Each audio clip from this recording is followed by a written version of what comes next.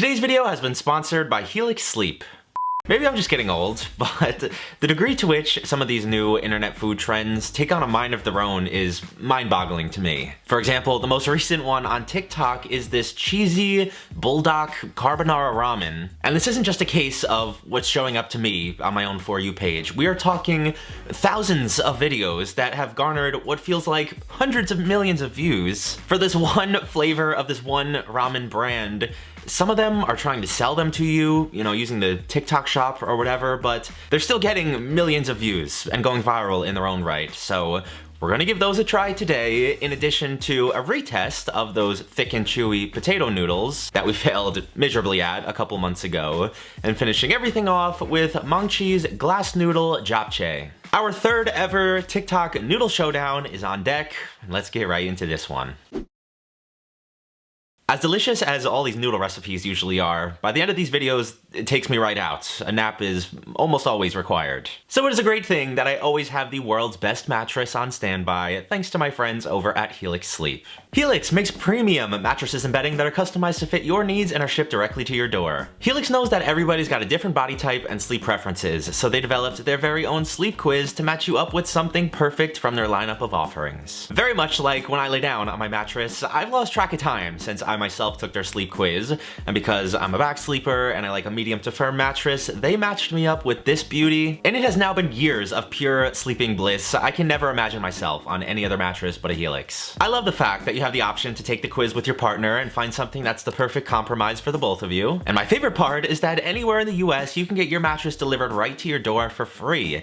It comes rolled up in a box and could not be easier to set up. And unlike a lot of other brands, Helix mattresses don't contain any fiberglass, which could potentially be harmful to your health. And if you're like me and you're nervous to buy something online that you've never tried before, Helix offers a 100-night sleep trial, so you have over 3 months to make sure you love your mattress. They also offer a 10-year warranty, financing options, and a flexible payment plan, so a great night's sleep is never that far away. So if you're looking for a new mattress, now has never been a better time, because they've extended their New Year sale and you can get 25% off of your mattress plus 2 free pillows. So click the link in the top line of the description and head on over to helixsleep.com/David Seymour to learn more about this limited time offer.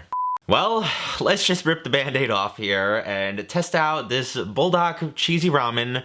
It has been haunting my dreams and my nightmares for weeks, so maybe if I just make the damn stuff, it'll finally go away. I grabbed some heavy cream and the ramen, some seaweed, and mozzarella cheese. We of course have to begin, like any video that includes some cheese, by paying the cheese tax, usually off camera, but not today. Nala is still doing great, for anybody curious, and begging as much as ever. But the rest of this is literally just preparing the packet of ramen as the package instructions say, except pouring out some of the water, replacing that with a little shot of the heavy cream, and then mixing in some of the cheese and the seaweed, and that's it. Please let me know what in this groundbreaking, revolutionary recipe has caused such hysteria. I guess my other big question is, what inspired these creators to make these videos and try to sell these noodles?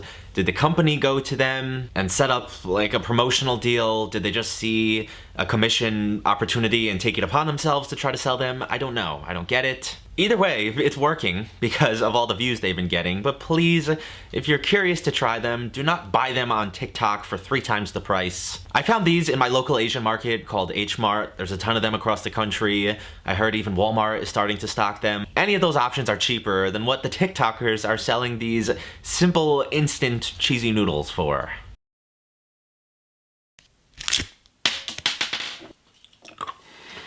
So here it is. Can't believe I'm finally holding what felt like hundreds of millions of views. Paid for or not, still impressive, so let's see.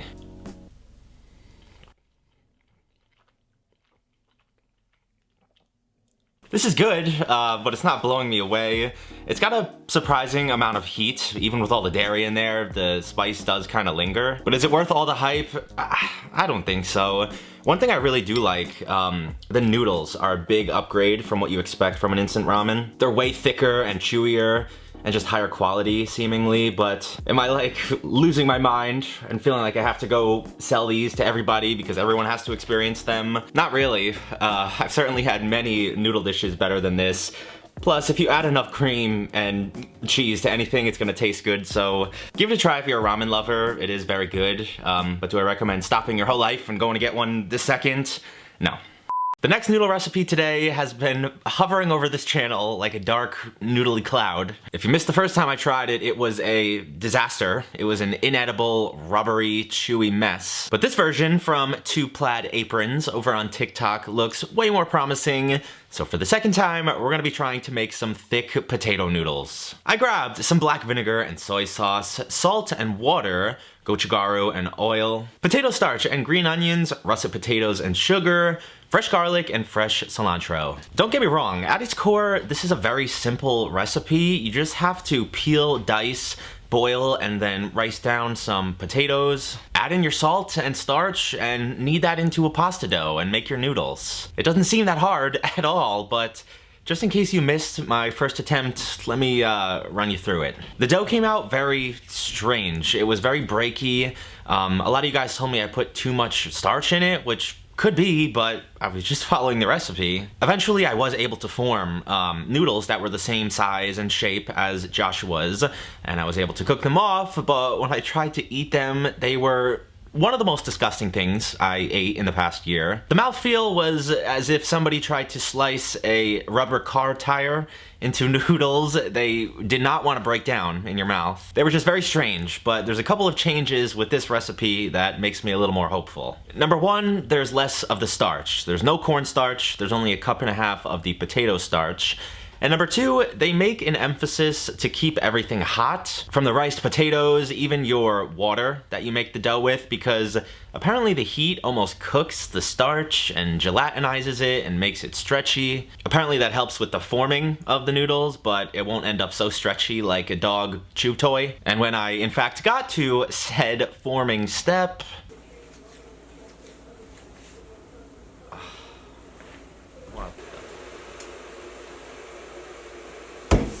I think this recipe is cursed. I don't know what I'm doing wrong. Someone, if you know, please tell me. I tried to add some more hot water to help the texture and heat it up. Nothing. I tried to knead the hell out of it to maybe create some gluten or gum up the potato. No. My next thought was just to cook off some more potato and add that to the mix to lower the ratio of the starch. And as they were bubbling away, I had the thought of, screw this, respectfully. I'm not wasting more potato. I want to make something I know how to make, and that'll work. That being potato gnocchi. I don't know why I didn't think of this before. It's a very similar preparation, except instead of starch, we use flour, something that helps with structure and gluten. You incorporate an egg into the mix for some structure as well, and what do you know, some long, thick potato noodles. This is literally just normal gnocchi preparation, but stopping one step shy of cutting them into their little pillow shapes. So I just cooked them off and dunked them in cold water to stop the cooking process. I whipped together my spice mix with all of our dried spices, the vinegar and soy sauce, the freshly chopped garlic and green onions. I heated some oil up, and then dumped that over the top to kind of cook the rawness out. And then added the noodles to that, gave them a toss with some fresh cilantro, and you can tell me I still failed at the recipe all you want, but did we end up with something very similar to the original goal? You be the judge.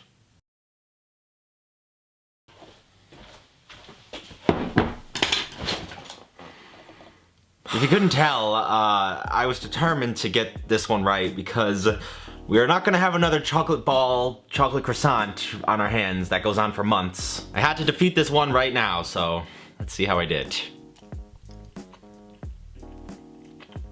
These are good, way better than the last ones, that's for certain.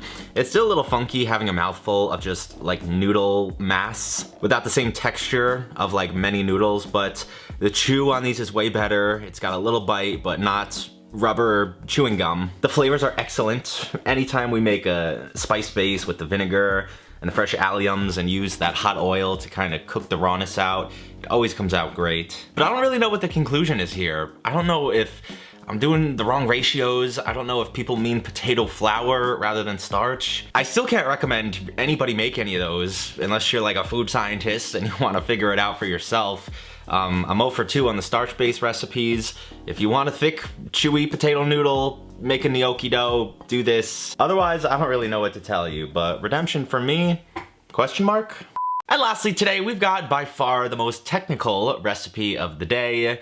It is Mangchi and her glass noodle japchae. I grabbed some glass noodles and pork, spinach and soy sauce, sesame, chili, and vegetable oils, as well as some sesame seeds, a red bell pepper and white and shiitake mushrooms, green onions and carrots, a couple of eggs, onion, garlic, sugar, and salt and pepper. Now, very much like a fried rice or any other kind of stir-fried dish, we want all our prep work out of the way. We want everything ready to go, ready to throw in the final pot. And I started by thinly slicing and marinating some of our pork. That'll be the main protein in this dish. You can also use beef if your heart desires, but in the video I'm referencing, she does use pork. And then I just thinly sliced up all my veggies to roughly the same size. I sliced up plenty of the mushrooms. I scrambled some eggs to make the very thin omelets that is almost the garnish that will be topping off the finalized dish. I whipped up the seasoning sauce that'll add plenty of flavor, and then one by one cooked everything off and combined it all together. A few more things with this. If you've never had a glass or clear noodle, it's literally just some kind of starch, in this case sweet potato starch and water, which I recognize the irony after the last recipe, but maybe this is a sign I should just stick to the store-bought stuff. I will say, after it's cooked, it can be a little bit on the gelatinous side. It's a bit of a weird texture to get used to, especially if it's overcooked. Also, talk about giving your pan a workout. We started by boiling the pasta right in this pan, and then browning off the pork and removing that, cooking our little egg omelet and thinly slicing it, cooking off all 100 of your veggies, throwing down your spinach, giving that a minute or two with some water to wilt down, loading in everything else. There's too much to list. I wasn't kidding when I said this was a bit more work than your standard throw together noodle, but now's the time to see if it was all worth it.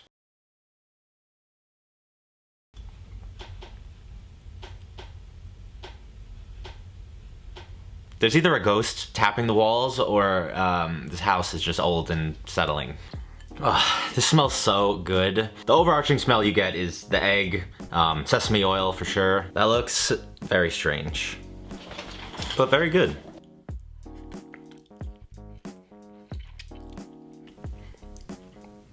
Oh man. Well, this has got to be up there with some of the best noodles I've ever made. It's everything you want in a stir fry with the meat and the vegetables, but some unbelievably flavorful noodles. There's so much going on in there, and yet it's so cohesive. It all comes together for one. There's no cuisine out there that does better combinations and balances of flavors than Asian dishes like this. I'm sorry. You've got your spicy, your sweet, your savory. I would assume there was a ton of MSG in this. You don't have to hype it up. Welcome back. Thank you. It's been a while. That would have been exotic. Oh. What the hell? We're ready for the glass noodle texture. How'd you know? Is that a noodle? That's the weirdest texture I ever had. It's not something that we see too frequently on menus around here. Oh, I don't think I got the pork. And what is that? An egg? That's literally an egg. I'm not the biggest pork guy. I'd give it a 5.5 out of 10. 6 if I'm hungry. The texture's getting me. Well, I really liked it. Mangchi, you did great. I love you. They call me a critic for a reason. And once again, my peeps, it is that time. It's the end of my yearly upload cycle. I'm gonna take a bit of a hiatus. Thank you all so much for the support, as always. I'll still be active on my social medias, so go follow me over there if you do not. The links are down in the description. I'll see you all again very soon, so until next time, peace.